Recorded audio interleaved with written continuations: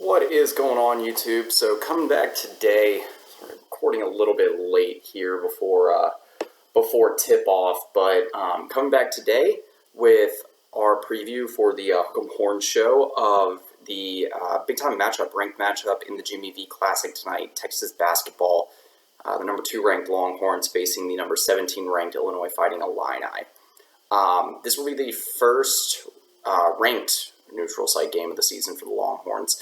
And I believe just the second game away from home, third game away from the Moody Center since they played one in Gregory Gym in the win over, I believe it was UTRGV here a couple weeks ago. So again, my name is Andrew Miller, editor at Hook'emHeadlines.com. And I'm really excited about this one. We've had a lot of good matchups for the Longhorns on the hardwood in the last few weeks. So there's been a lot of treats. I'm someone that just does like to watch good basketball. And in general, for the Longhorns, we've seen a lot of that in all their ranked matchups this season. And not just from the Longhorns. I mean, Creighton, while they were off shooting early in that game, not their best shooting night from the field to say the very least, still put up a good fight in the second half, really grinded it out. And again, Texas played pretty good basketball against Gonzaga and really good basketball against Gonzaga in a 19-point win. And you're getting another really quality opponent here this evening. This is an Illinois team that there are going to be some familiar faces for Texas fans. We'll start here with Terrence Shannon Jr., Texas Tech transfer. I believe it was his first year that he played under Chris Beard at Texas Tech. We'll go one full game last season that he played against Texas when Beard was in his first year as the Longhorns head coach. So, someone that Chris Beard, that Texas is very familiar with. Guys on this roster how many guys are on this roster that go back more than 2 seasons? I'm drawing a blank on that. Correct me if I'm just completely messing up. That Brock Cunningham, I believe, would be it. So there. Anyway, just even going back to last year, there are going to be some guys that are familiar with Terrence Shannon. He is the Illini's leading scorer at a clip of about 20 points per game, shooting the 3-ball well, shooting from the field well, getting a lot of attempts from the free throw line per game. He's doing a little bit of everything when it comes to playmaking or just shot creation, just bucket getting for the Illini. But there's a lot more pieces to this team than just Terrence Shannon. Another guy that Texas fans are going to be familiar with, the Baylor transfer, Matthew Mayer, tall, about 6'8", 6'9", guard or wing. Can play a few different positions there, but he's not contributing a ton offensively, at least when you're looking at the stat sheet. I believe he's averaging somewhere in the ballpark of 6 points per game. But I do believe he's been a regular starter there for the Illini. Yeah. He started all 8 games for them. So still someone to watch out for because he can be, as I think Texas fans well know, he can be lethal from deep. And he's not shooting very well from 3, about 24% on the season. I was looking at 2-point shooting percentage there. But so he's someone that can get going at any time. And has a lot of length and can get above his opponents in most matchups that he faces. So still someone to watch. But, Illinois is a team that has a lot of other guys that can do damage on both ends of the floor. But let me kind of zoom out here. So I talked about 2 of the guys that Texas is going to be familiar with. And, just the head coach, Brad Underwood.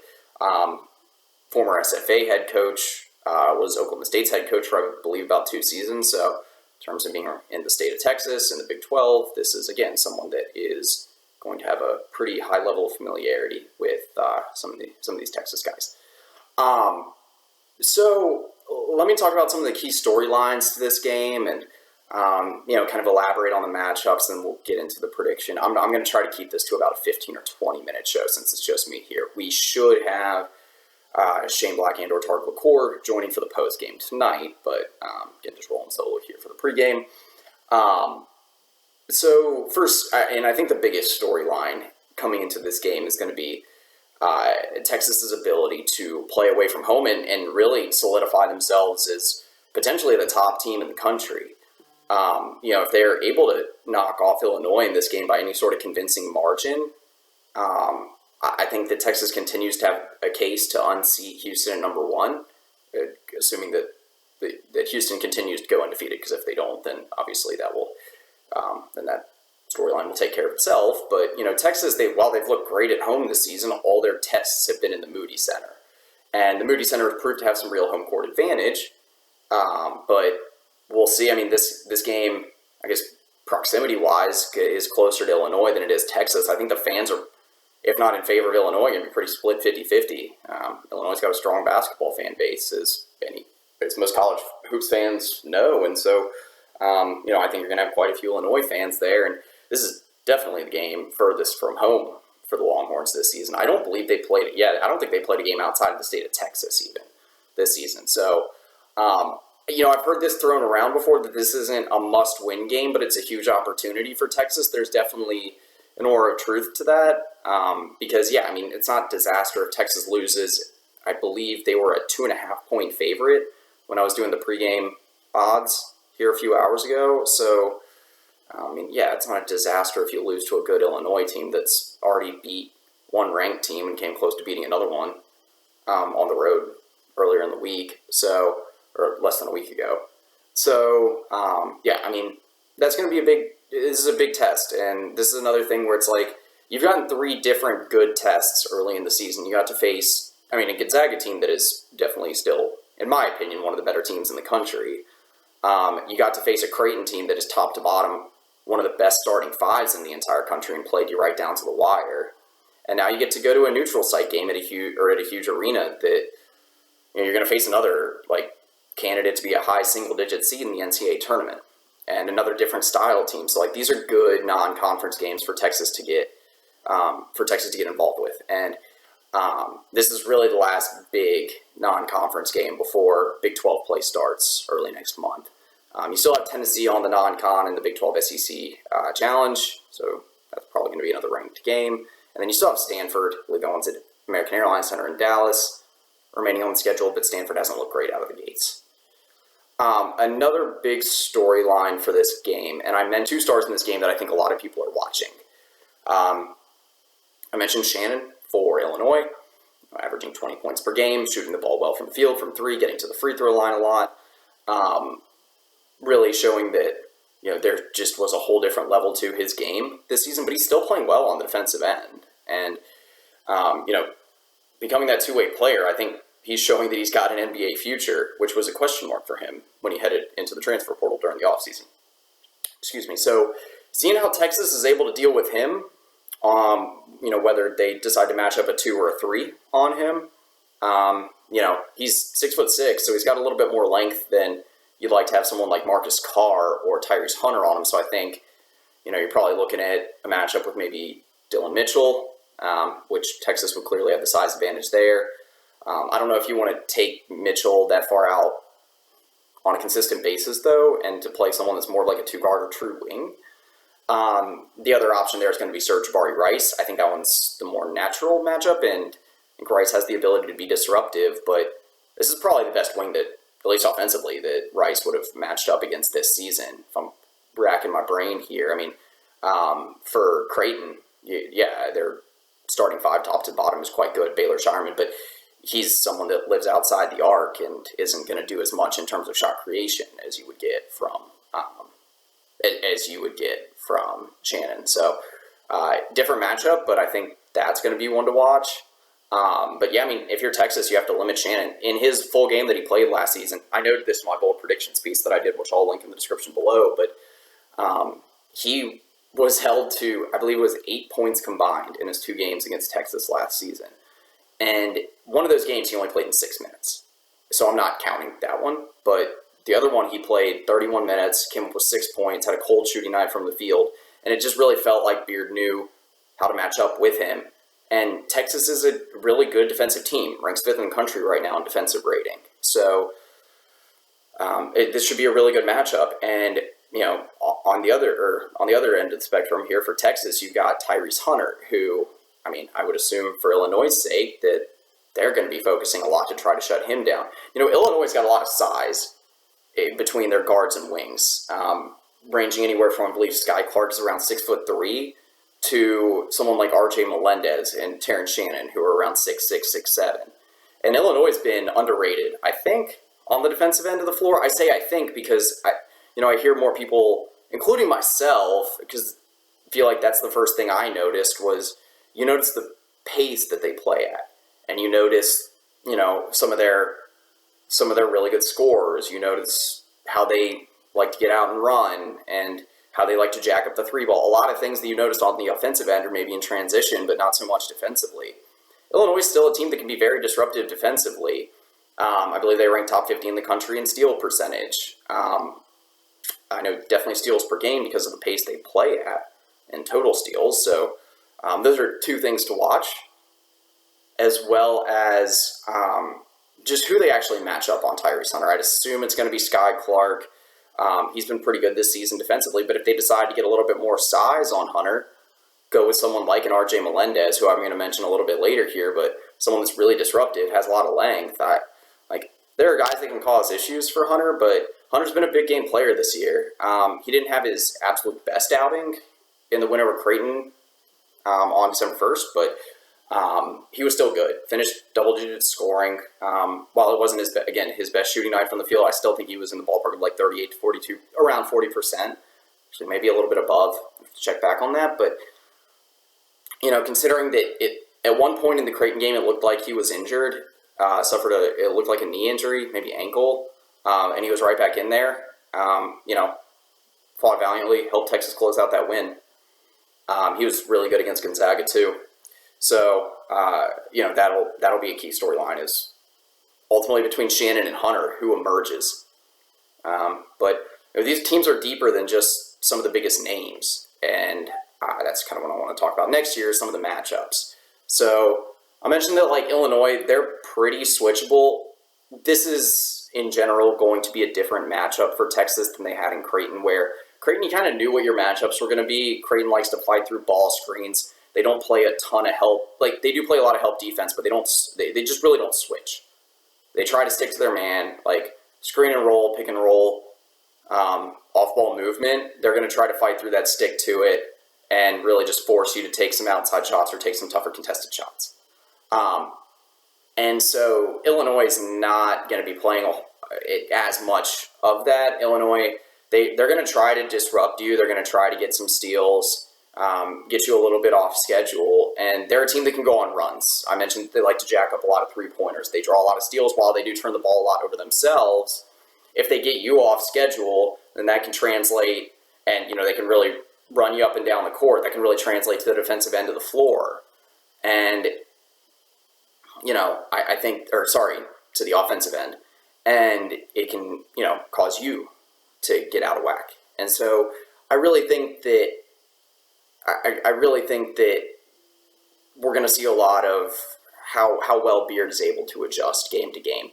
He's passed all the tests so far this season. Gonzaga was a very different test than Creighton was, but you still saw kind of the same level of preparation. Texas still had that identity where they're going to grind it out defensively, get a lot of turnovers, hold you to, depending on what pace you're playing at, hold you to one of your lower end one of your lower point totals of the season, one of your least efficient offensive nights. Kind of what I'm trying to get at there. Can't get my words out. But yeah, so we're gonna see how that's put to the test. Anyway, I'm pretty excited here to see what Texas is able to do, kind of on the wing or at the 4, because I don't know in this game if they're going to roll with the usual starting 5, which I believe for most of the season has been Dessou, then Allen either at the 3 or the 4 with Mitchell. They're kind of pretty switchable between those two, but Allen doesn't extend out beyond the 3-point line as much as Mitchell does, and he's not as versatile of a defender.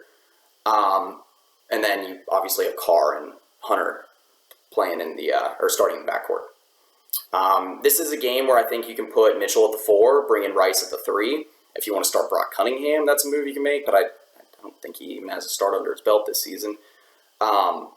So there's a few different options for Texas, but top to bottom, there's going to be some pretty interesting matchups here. I mentioned Tyrese Hunter's probably matching up on Sky Clark, which, if Sky Clark can get going early, he's a pretty potent playmaker. He's still young. I believe he's a true freshman point guard.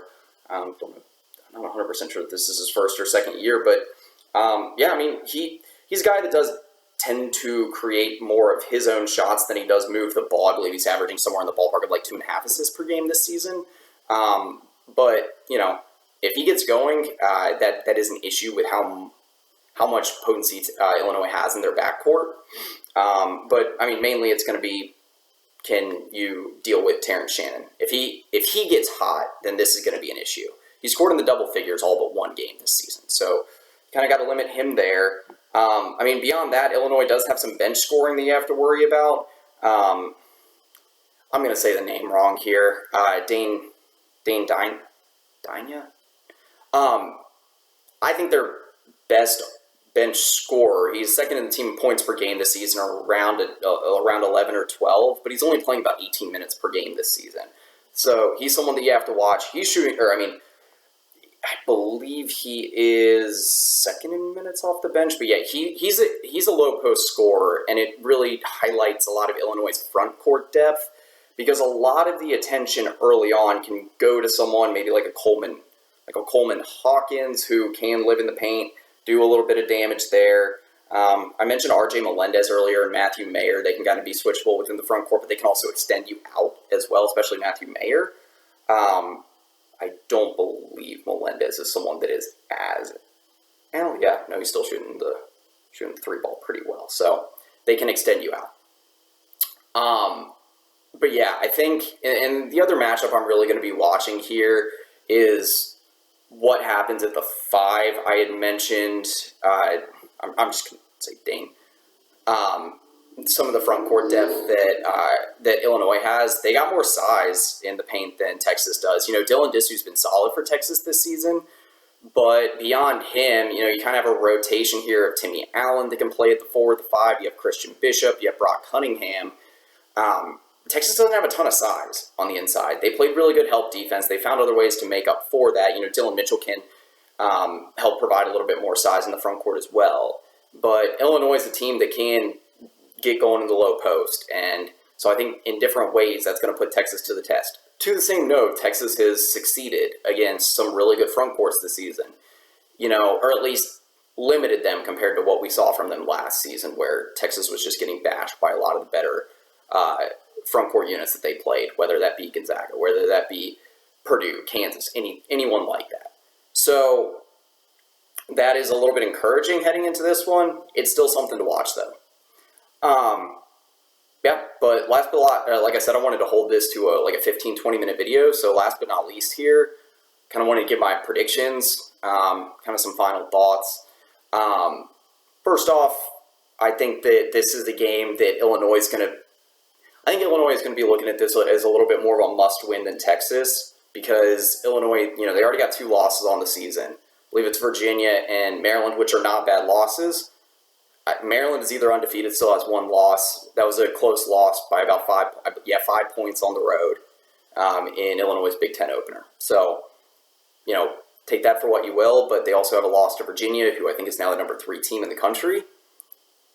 They've also beat UCLA, which is a top 25 team. So, but, you know, getting that 3rd loss as Illinois starts to move into Big Ten play is a bigger deal than if Texas gets its first slip up and it comes away from home. So I think in that regard, Illinois might be playing with a little bit more desperation, but we'll see. My final score prediction, and I'll link this below for my preview and odds, have the same score there as well, but I picked Texas 81-78. I think this is going to be a higher scoring game. Illinois leads the Big Ten in pace, averaging around, I believe it's 75 possessions per game. They jack up a lot of threes. They can score a lot. But, you know, Texas has proven that even at teams that play at a faster pace, I think Gonzaga is a good example of this. And Texas is just is better at switching the pace that they can play at this season, better at adjusting to that.